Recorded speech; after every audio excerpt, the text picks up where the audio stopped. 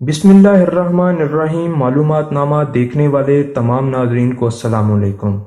دوستو، دنیا کے تمام رقبے کو اگر انسانوں کی تعداد کے حساب سے تقسیم کیا جائے تو ہر شخص کے حصے میں تقریباً 4 ایکڑ کا رقبہ آتا ہے، لیکن ہم سب یہ جانتے ہیں کہ ایسا نہیں ہے۔ دنیا کے بہت سے لوگ ایسے ہیں جن کے پاس لاکھوں کروڑوں ایکڑ زمین موجود ہے، جبکہ کچھ لوگ ایسے بھی ہیں جن کے پاس ایک مرلہ زمین بھی موجود نہیں ہے۔ دوستو، پوری دنیا کی دولت کسی نہ کسی طرح بڑے بڑے یہودی گھرانوں کے قبضے میں ہے، جنہوں نے اس دولت کو جمع کر کے پوری دنیا کے نظام کو اپنے قبضے میں لیا ہوا ہے اور وہ اس کو اپنے مفادات کے لیے استعمال کر رہے ہیں۔ آج کی ویڈیو میں ہم 5 ایسے ہی یہودی خاندانوں کے بارے میں آپ کو بتانے والے ہیں جو دنیا کی آدھی دولت پر قابض ہیں۔ دوستو، 5ویں نمبر پر جو خاندان ہے وہ بش کا خاندان ہے۔ پریسویٹ بش، جو کہ امریکی بینکر اور سینیٹر بھی رہے ہیں، یہ امریکی صدر HW بش کے والد اور جارج W بش کے دادا تھے۔ ان کا شمار امریکی مالدار گھرانوں میں ہوتا ہے۔ ان کی طاقت کا اندازہ اس سے بھی لگایا جا سکتا ہے کہ اس گھرانے کے 2 لوگ امریکی صدر رہ چکے ہیں اور امید کی جا رہی ہے کہ ڈونلڈ ٹرمپ کے بعد اگلا امریکی صدر بھی اسی گھرانے سے ہوگا۔ اس گھرانے کے اوپر الزام ہے کہ اس نے امریکہ کے دشمن ہٹلر کو دوسری جنگ عظیم میں سپورٹ کیا اور اس کی مدد سے بہت پیسہ کمایا۔ اس کے علاوہ یہ بھی کہا جاتا ہے کہ ورلڈ ٹریڈ سینٹر پر حملے کے بارے میں جارج بش پہلے سے آگاہ تھے، مگر انہوں نے اس کو صرف اس لیے نہ روکا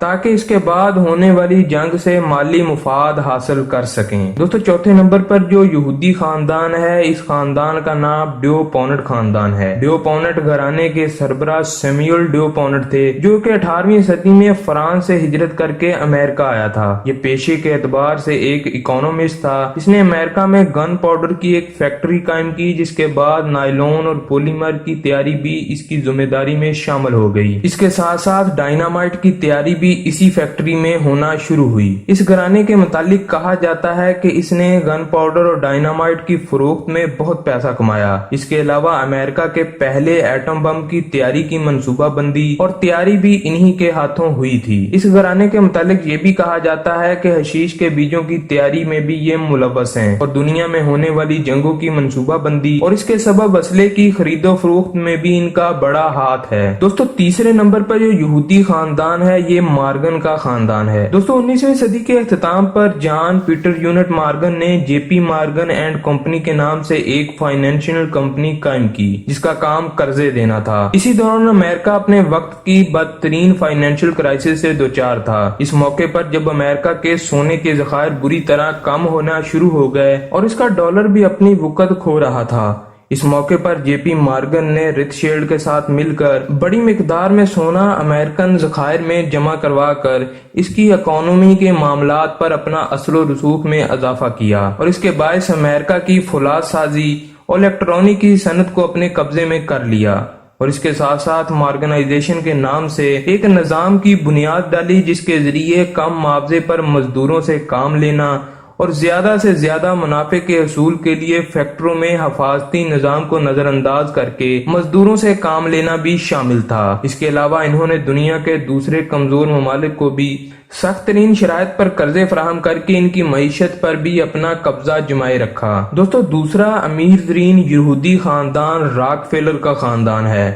راک فیلر یہودیوں کا دوسرا سب سے بڑا اور طاقتور گھرانہ سمجھا جاتا ہے، جنہوں نے کاروباری زندگی کا آغاز 19ویں صدی میں ایک آئل ریفائنری سے کیا اور اس کے بعد وقت کے ساتھ ساتھ اس کے تمام پارٹنروں کو سازشوں اور دھونس زبردستی سے فارغ کر دیا اور کمپنی کے خود مالک بن گئے، یہاں تک کہ 1937 میں جان ڈیوڈسن کا انتقال ہوا۔ اس کے اثاثوں کی مالیت $340 بلین تک جا پہنچی تھی، جو کہ اس وقت کے بل گیٹس کی دولت سے 4 گنا زیادہ تھی۔ اس خاندان کے بارے میں یہ بھی کہا جاتا ہے کہ اس نے ماضی میں زکا وائرس کی تیاری کے لیے فنڈ دیا تھا تاکہ دنیا بھر میں اس وائرس کے پھیلاؤ اور اس کی ویکسین کی تیاری سے پیسہ کمایا جا سکے۔ اس خاندان کے متعلق یہ بھی کہا جاتا ہے کہ یہ خاندان امریکن صدر جان ایف کینیڈی کے قتل کی منصوبہ بندی اور ورلڈ ٹریڈ سینٹر کی منصوبہ بندی میں بھی ملوث رہا ہے۔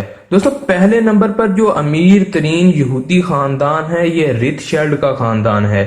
یہ خاندان اس وقت دنیا کا سب سے طاقتور خاندان تصور کیا جاتا ہے، جس کے ریزرو کا شمار ممکن نہیں، مگر ان کے کاروبار $500 بلین اور ریزرو $100 ٹریلین پر مشتمل ہیں۔ اس خاندان کے کاروبار کا آغاز ہیمبرگ میں ایک چھوٹے سے بینک کے آغاز سے 18ویں صدی میں ہوا، جنہوں نے 19ویں صدی تک یورپ میں رقوم کی ٹرانزیکشن کے لیے 5 مراکز قائم کر دیے تھے، جن کی سربراہی ان کے 5 بیٹے کرتے تھے، اور اس طرح اس نے دنیا کے تمام بڑے ممالک کو قرضہ دے کر ان کے مالیاتی نظام پر کنٹرول قائم کر دیا۔ اس کے قائم کیے ہوئے ادارے اسی طرح کرنسیوں کو کنٹرول کرتے تھے جس طرح IMF اس وقت دنیا کے مختلف ممالک کی کرنسیز کو کنٹرول کرتا ہے۔ اس خاندان کے متعلق یہ بھی کہا جاتا ہے کہ اس نے امریکہ اور برطانیہ کی حکومتوں کے مانیٹری نظام کو بھی کنٹرول کیا ہوا ہے، اور دنیا میں ہونے والی تمام بڑی جنگوں کا بیج اسی گھرانے نے بویا تھا تاکہ دونوں فریقوں کو قرضہ اور اسلحہ دے کر فائدہ حاصل کر سکیں۔ اس کے علاوہ اسرائیل کا قیام بھی اسی گھرانے کی پلاننگ کے سبب ممکن ہوا، کیونکہ یہ خود بھی یہودی ہیں۔ دوستو آج کی ویڈیو آپ کے لیے یقیناً ضرور انفارمیٹیو ہوگی۔ اگر ویڈیو پسند آئے تو چینل کو سبسکرائب کریں، ویڈیو کو لائک کریں اور اپنے دوستوں کے ساتھ شیئر کریں۔ ہم اس طرح کی اور بھی انفارمیٹیو ویڈیوز لاتے رہیں گے، تب تک کے لیے اللہ حافظ۔